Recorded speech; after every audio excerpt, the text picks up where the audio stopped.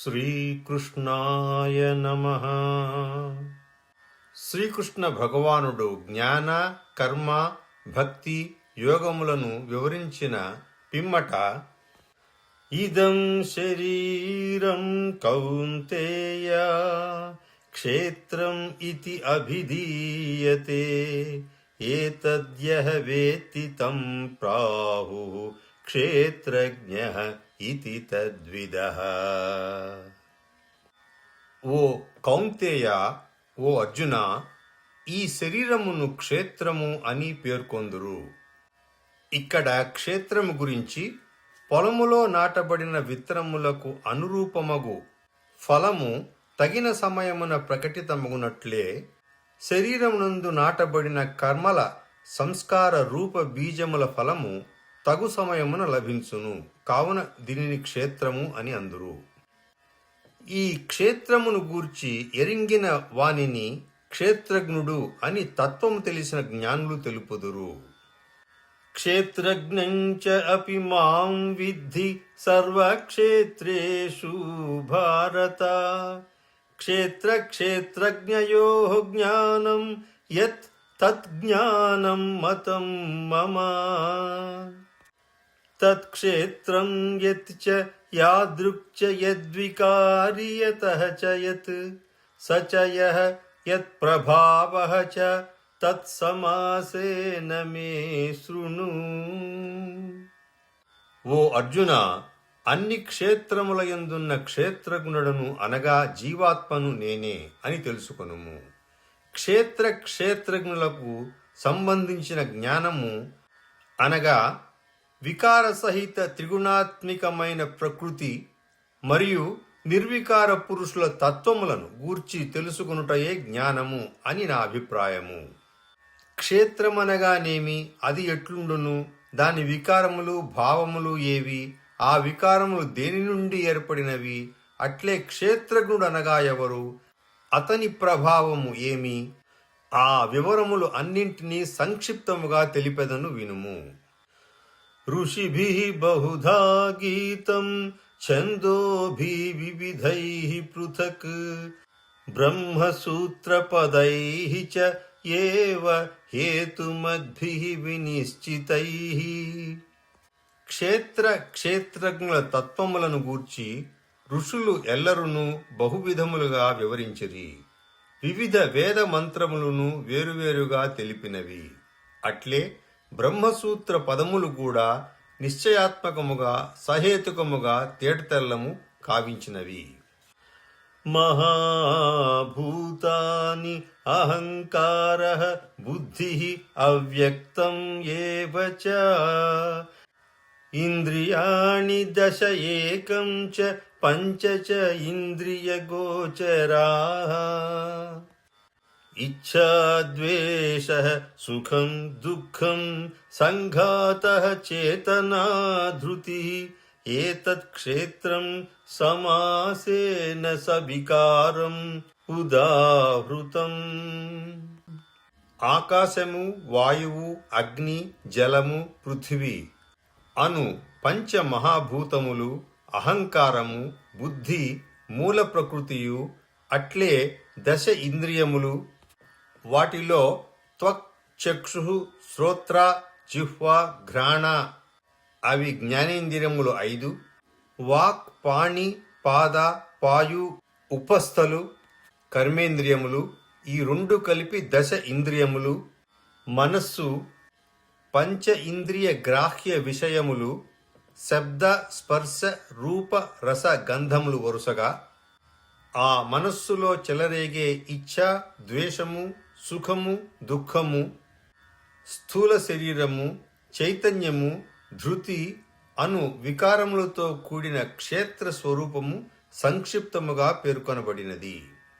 మరి ఈ వికారములు, వాటి ప్రభావములు తగ్గించుకునే పద్ధతి గురించి అమానిత్వం, అదంభిత్వం, అహింసా, క్షాంతి, ఆర్జవం, ఆచార్య ఉపాసనం, శౌచం, స్థైర్యం, ఆత్మవినిగ్రహః, ఇంద్రియార్థేషు వైరాగ్యం, అనహంకారః ఏవ చ జన్మ మృత్యు జరా వ్యాధి దుఃఖ దోషానుదర్శనం.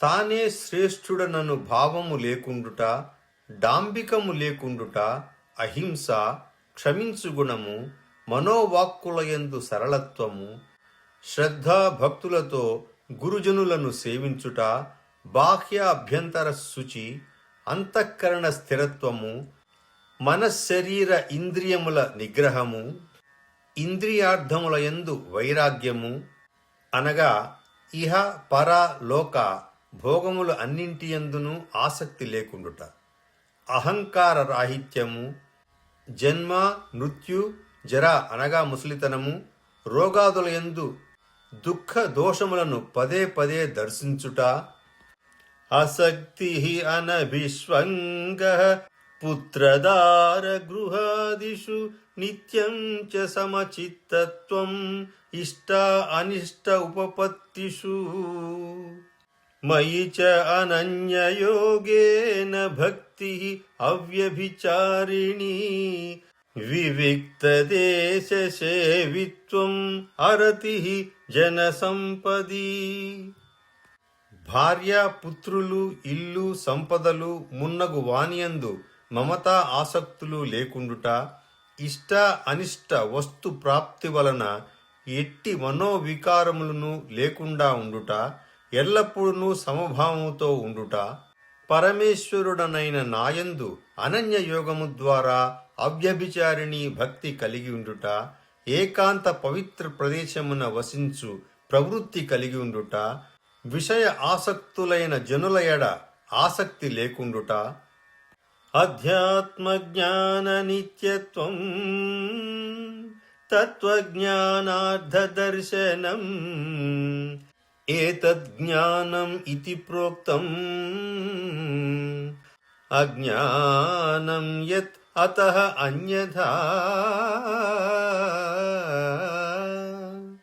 ఆధ్యాత్మిక జ్ఞానమునందు నిత్యస్థితుడై ఉండుట, తత్వజ్ఞానమునకు ప్రతిపాద్యుడు భగవంతుడే అని ఎరుంగుట, ఇవి అన్నీయు అమానిత్వము మొదలుకొని తత్వజ్ఞానార్థ దర్శనము వరకు గల ఇవి అన్నీయును జ్ఞాన ప్రాప్తికి సాధనములు. దీనికి విపరీతమైనది అజ్ఞానము. ఈ సాధనములు అన్నీ ఉపయోగించుకొని వాటి ద్వారా వచ్చేటువంటి జ్ఞానం గురించి జ్ఞేయం యత్ తత్ ప్రవక్ష్యామి యత్ జ్ఞాత్వా అమృతం అశ్నుతే అనాదిమత్ పరం బ్రహ్మ న సత్ తత్ న అసత్ ఉచ్యతే సర్వతః పాణిపాదం తత్ సర్వతః అక్షిశిరోముఖం సర్వతః శృతిమత్ లోకే సర్వం ఆవృత్య తిష్ఠతి. అనాది అయిన సనాతనుడైన పరబ్రహ్మయే తెలుసుకొనదగినవాడు. అతనిని తెలుసుకొనుట వలన మానవుడు పరమానందమును పొందును. అతడు సత్ అసత్లకు అతీతుడు. ఆ పరమాత్మను గూర్చి సమగ్రముగా నీకు తెలుపుచున్నాను. ఆ పరమాత్ముని చేతులు, పాదములు, నేత్రములు, చెవులు, శిరస్సులు, ముఖము సర్వత్రా స్థితములై ఉన్నవి. అతడు సర్వమును ఆవరించి ఉన్నాడు. ఇక్కడ అర్థము చేసుకునేందుకు పంచభూతములతో తయారైనటువంటి ఈ శరీరము అనగా వాయువు, అగ్ని మొదలగు వాటికి ఆకాశం కారణము అగుట వలన వాటి యందు అది వ్యాప్తమై ఉన్నట్లే ఆ పరమాత్మ సంపూర్ణ చరాచర జగత్తునకు కారణమై అన్నిటియందు వ్యాప్తుడై స్థితుడై ఉన్నాడు. సర్వ ఇంద్రియ గుణాభాసం సర్వ ఇంద్రియ వివర్జితం అసక్తం సర్వభృత్ చ ఏవ నిర్గుణం గుణభోక్తృ చ బహిః అంతః చ భూతానాం అచరం చరం ఏవ చ సూక్ష్మత్వాత్ తత్ అవిజ్ఞేయం దూరస్థం చ అంతికే చ తత్. ఆ పరబ్రహ్మ ఇంద్రియ గ్రాహ్య విషయములను అన్నింటినీ ఎరిగినవాడు. కాని వాస్తవముగా ఇంద్రియాదులకు అతీతుడు. ఆసక్తి రహితుడైనను సమస్త జగత్తును భరించి పోషించువాడు. తను నిర్గుణుడు అయ్యును అనగా గుణాతీతుడయ్యును ప్రకృతి సంబంధము వలన గుణానుభవములను కలిగి ఉండువాడు. చరాచర భూతములన్నింటికిని బాహ్య అభ్యంతరములయందు పరిపూర్ణముగా ఉండువాడును. అవిభక్తం చ భూతేషు విభక్తం ఇవ చ స్థితం భూతభృత్య తజ్ఞేయం గ్రసిష్ణు ప్రభవిష్ణు చ జ్యోతిషాం అపి తజ్జ్యోతిః తమసః పరం ఉచ్యతే జ్ఞానం జ్ఞేయం జ్ఞానగమ్యం హృది సర్వస్య విష్ఠితం. ఇతి క్షేత్రం తథా జ్ఞానం జ్ఞేయం చ ఉక్తం సమాసతః మద్భక్తః ఏతద్విజ్ఞాయ మద్భావాయ ఉపపద్యతే. పరమాత్మ ఆకాశము వలె విభజించుటకు వీలులేని ఒకే రూపమున పరిపూర్ణుడై ఉన్నను సమస్త చరాచర ప్రాణుల రూపములలో వేరువేరుగా గోచరించుచుండును. ఏ విధముగా అయితే మహా ఆకాశము విభాగరహితం అయినను కుండలలో వేరువేరుగా గోచరించినట్లు పరమాత్మ ఏకమే అయినను అన్ని భూతములలోనూ ఆ ఉపాధులలోనూ వేరువేరుగా ప్రతీతుడగును. ఆ పరమాత్మయే సృష్టికర్త అయిన బ్రహ్మగా, పోషకుడైన విష్ణువుగా, లయకారకుడైన రుద్రునిగా తెలుసుకొనదగినవాడు. ఆ పరబ్రహ్మ అన్ని జ్యోతులకును జ్యోతి, పరంజ్యోతి, మాయాతీతుడు, జ్ఞానస్వరూపుడు, తెలుసుకొనదగిన వాడును, తత్వజ్ఞానము ద్వారా ప్రాప్యుడును, సర్వ ప్రాణుల హృదయముల యందు విశేషముగా ఉండువాడును అతడే. ఇంతవరకును క్షేత్రము గూర్చియు జ్ఞానము గూర్చియు జ్ఞేయము అనగా తెలుసుకొనదగిన పరమాత్మ గూర్చియు సంక్షిప్తముగా వివరించితిని. ఈ తత్వమును సమగ్రముగా తెలుసుకొనిన నా భక్తుడు నా స్వరూపమునే పొందును. ప్రకృతిం పురుషం చ ఏవ విద్ధి అనాది ఉభౌ అపి వికారాం చ గుణాం చ ఏవ విద్ధి ప్రకృతి సంభవాన్. కార్యకారణకర్తృత్వే హేతుః ప్రకృతిః ఉచ్యతే పురుషః సుఖ దుఃఖానాం భోక్తృత్వే హేతుః ఉచ్యతే. ప్రకృతి పురుషుడు అను ఈ రెండును అనాది అయిన సనాతనమైనవనియు రాగద్వేష ఆది వికారములను త్రిగుణాత్మకములైన పదార్థముల అన్నీయును ప్రకృతి నుండియే ఉత్పన్నములు అయినవని ఎరుంగుము. కార్యకరణములను ఉత్పన్నము చేయుటలో ప్రకృతియే హేతువనియు సుఖ దుఃఖములను అనుభవించుటలో జీవాత్మయే హేతువనియు చెప్పబడుచున్నది. కార్యకరణము అనగా ఉత్పన్నము చేయునవి కారణములైతే ఉత్పన్నము చేయబడినటువంటివి కార్యములు. త్వక్, చక్షు, శ్రోత్ర, జిహ్వ, ఘ్రాణములు, వాక్పాణి పాద పాయుపస్థలు, మనో, బుద్ధి, అహంకారములు 13 కరణములు. పృథ్వీ, ఆపస్తేజో, వాయు, ఆకాశములు, శబ్ద, స్పర్శ, రూప, రస, గంధములు ఈ 10 కార్యములు. ఈ కరణములు కార్యములు వ్యష్టిగా వ్యక్తి రూపములోను సమిష్టిగా ప్రకృతిలోను కూడా ఉండును కనుక ఇవి అన్నియు ప్రకృతిలోని భాగములు.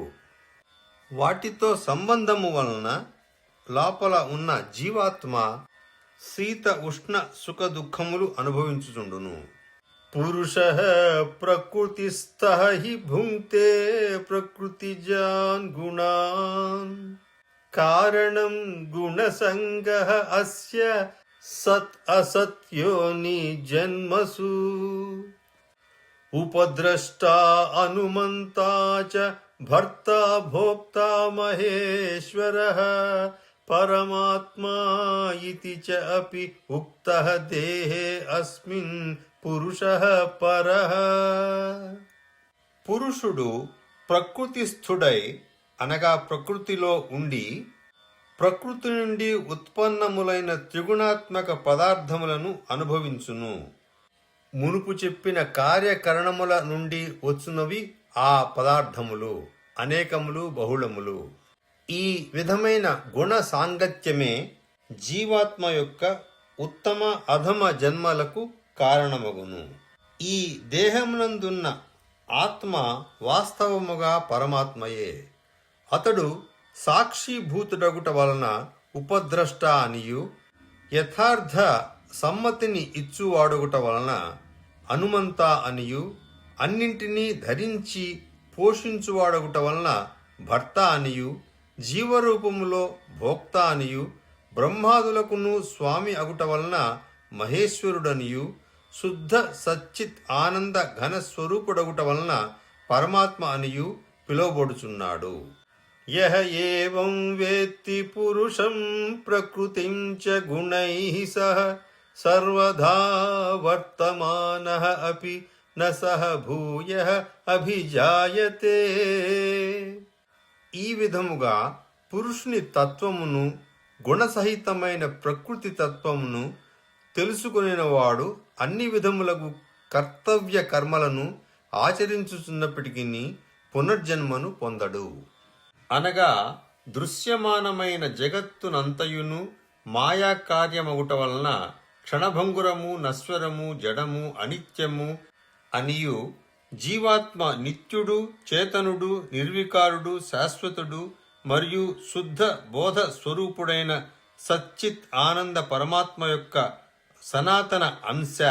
ఈ విధముగా తెలుసుకొని సమస్త మాయామయ పదార్థముల సంగమును సర్వదా త్యజించి పరమ పురుషుడైన పరమాత్మయందే ఏకీభావముతో నిత్యస్థితుడై ఉండుటనే ఆ పరమాత్మను తాత్వికముగా తెలుసుకొనుట అగును. అట్టివానికి ఇక పునర్జన్మ ఉండదు. శ్రీకృష్ణుడు మునుపు చెప్పిన సాధనములను ఈ తత్వజ్ఞానమునకై వాడు విధానమును బోధిస్తూ, ధ్యానేన ఆత్మని పశ్యంతి కేచిత్ ఆత్మానం ఆత్మనా, అన్యే సాంఖ్యేన యోగేన కర్మయోగేన చ అపరే, అన్యే తు ఏవం అజానంతః శ్రుత్వా అన్యేభ్యః ఉపాసతే, తే అపి చ అతితరంతి ఏవ మృత్యుం శృతిపరాయణాః.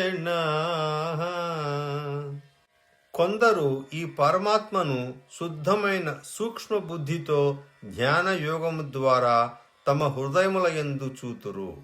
మరికొందరు జ్ఞాన యోగము ద్వారాను, మరికొందరు కర్మయోగము ద్వారాను ఆ పరమాత్మను దర్శింతురు.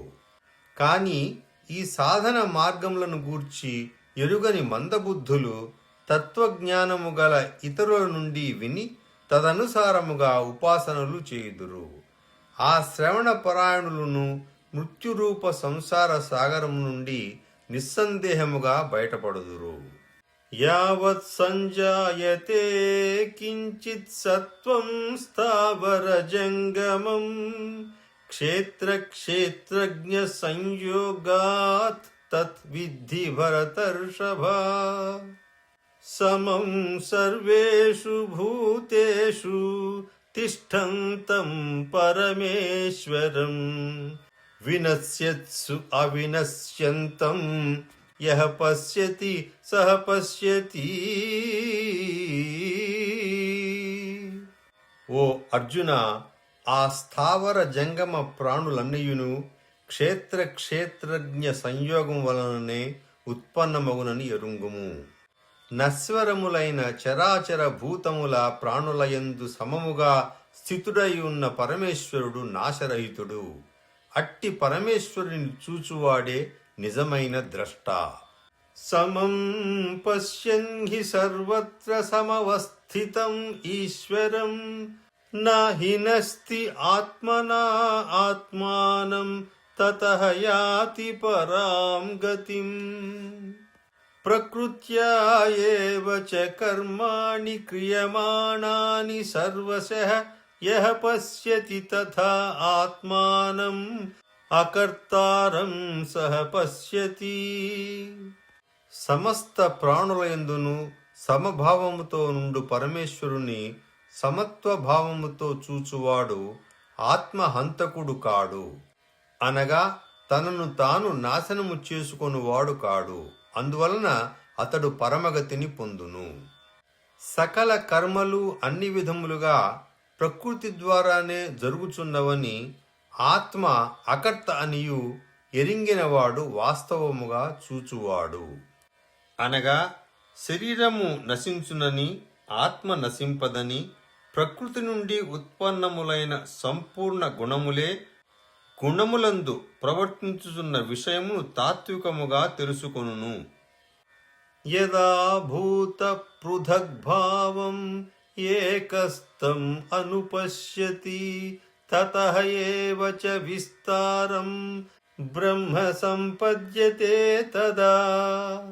అనాదిత్వాత్ నిర్గుణత్వాత్ పరమాత్మా అయం అవ్యయః శరీరస్థః అపి కౌంతేయ న కరోతి న లిప్యతే. వేరువేరుగా గోచరించుచున్న ప్రాణులన్నీయును ఒకే పరమాత్మయందు స్థితమై ఉన్నవనియు, అట్లే అవి అన్నియును ఆ పరమాత్మ నుండియే విస్తరించుచున్నవనియు ఎరింగిన పురుషుడు ఆ క్షణముననే సచ్చిత్ ఆనంద ఘన పరబ్రహ్మను చేరును. ఓ అర్జున, నాశరహితుడైన పరమాత్ముడు ప్రాణుల శరీరములందు ఉన్నప్పటికీ అనాది సనాతుడు అగుట వలన, నిర్గుణుడు అగుట వలన ఎట్టి కర్మలకును కర్త కాదు. కనుక కర్మలు అతనిని ఏమాత్రము అంటవు. యథా సర్వగతం సూక్ష్మాత్ ఆకాశం న ఉపలిప్యతే సర్వత్ర అవస్థితః దేహే తథా ఆత్మా న ఉపలిప్యతే. యథా ప్రకాశయతి ఏకః కృత్స్నం లోక ఇమం రవిః క్షేత్రం క్షేత్రీ తథా కృత్స్నం ప్రకాశయతి భారత. సర్వత్రా ఇతర మహాభూతములయందు వ్యాపించి ఉన్న ఆకాశము సూక్ష్మమగుట వలన వాటి గుణదోషములు దానికి అంటవు. అదే విధముగా సకల ప్రాణుల దేహములయందు స్థితమై ఉన్నను ఆత్మ నిర్గుణమగుట వలన వాటి గుణదోషములు దానికి అంటవు. అర్జున, ఒక్క సూర్యుడే ఈ సమస్త జగత్తును ప్రకాశితమనర్చుచున్నట్లు ఒకే ఆత్మ సర్వ ప్రాణులయందును స్థితమై వాటినన్నింటినీ ప్రకాశింప చైతన్యవంతములుగా చేయుచున్నది. క్షేత్ర క్షేత్రజ్ఞయోః ఏవం అంతరం జ్ఞానచక్షుషా భూత ప్రకృతి మోక్షం చ యే విదుః యాంతి తే పరం. ఈ విధముగా క్షేత్ర క్షేత్రజ్ఞుల మధ్య గల అంతరమును, కార్యసహిత ప్రకృతి నుండి విముక్తులగుటకును ఉపాయములను జ్ఞాననేత్రముల ద్వారా ఎరింగిన మహాత్ములు పరమగతిని పొందుదురు. ఇక్కడ క్షేత్ర క్షేత్రజ్ఞ విభాగ యోగ 13వ అధ్యాయము సమాప్తము. నమస్కారం.